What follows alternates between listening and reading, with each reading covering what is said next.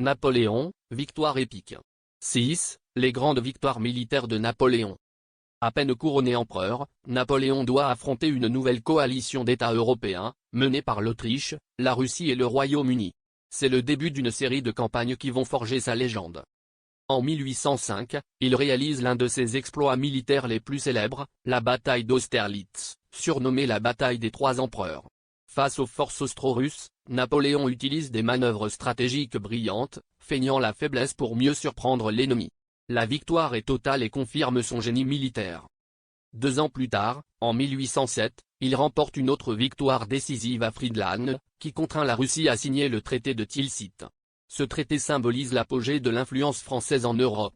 La France domine le continent, tandis que ses ennemis sont contraints de reconnaître son pouvoir.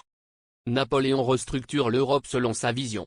Il place ses frères et proches parents sur les trônes de plusieurs royaumes, Joseph en Espagne, Louis en Hollande, Jérôme en Westphalie. Son empire devient une véritable dynastie impériale, étendant l'influence française bien au-delà de ses frontières.